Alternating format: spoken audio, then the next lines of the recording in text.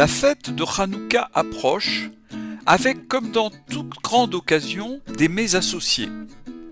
L'huile reste au centre de cette fête, qui célèbre les miracles de la découverte d'une fiole d'huile pure et celui de sa durée pour 8 allumages.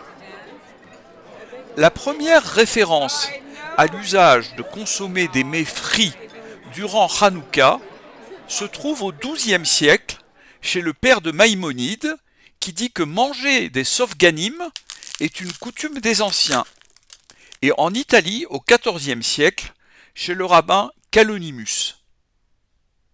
On distingue les beignets présents partout, y compris en Israël, avec notamment ces fameux soufganiot, et les délicieux latkes issus quant à eux d'Europe. Essayons de comprendre tout ceci pour déguster en amateur quelque peu éclairé. Tout d'abord, les beignets. Alors, un peu d'histoire. L'usage des pâtes frites remonte à des temps reculés.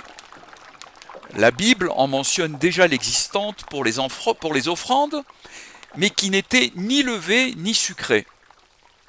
Elles sont évoquées dans le Talmud entre les ans 200 et 500. Caton, vers 200, évoque des beignets de fromage au miel. Un petit-fils de Rachi mentionne dans son commentaire de la Mishnah des soufganines qui à usage privé étaient vraisemblablement consommés, levés et sucrés. Le mot buignaise, bugne ou buigne, proche de notre mot beignet, date quant à lui du XIIIe siècle. Alors les beignets vont nous permettre de voyager. Les Africains du Nord en ont depuis longtemps mangé. En Tunisie, des ftaïrs, des bonbons loni ou des yo-yo. En Égypte, des fétirs. En Syrie, des awamés.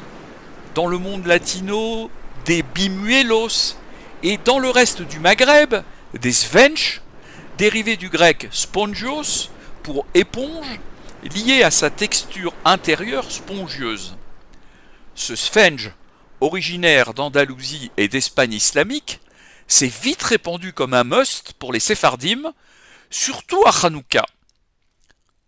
En Europe, on consommait des boules de pâte frites initialement dans de la graisse animale.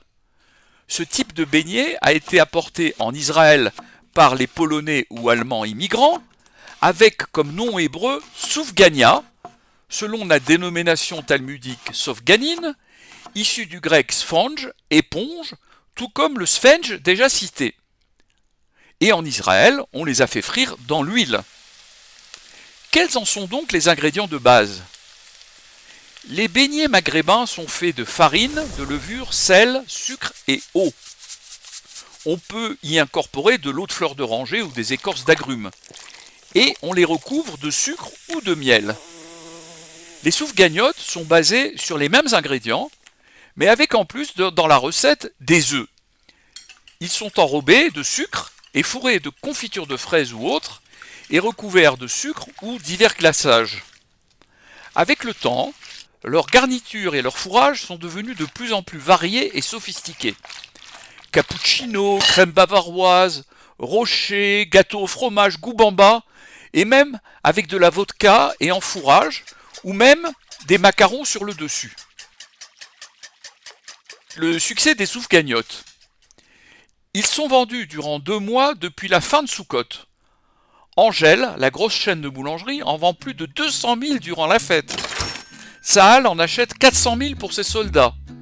Et en Israël, il s'en vend en tout dans l'année plus de 20 millions, au-delà des millions préparés par les particuliers. Les soufganiotes basiques coûtent entre 3 et 5 shekels, soit 1 à 1,5 €, et les plus élaborés entre 15 et 20 shekels, soit 4 à 6 €. Parlons maintenant des latkes. Quelle est leur histoire ?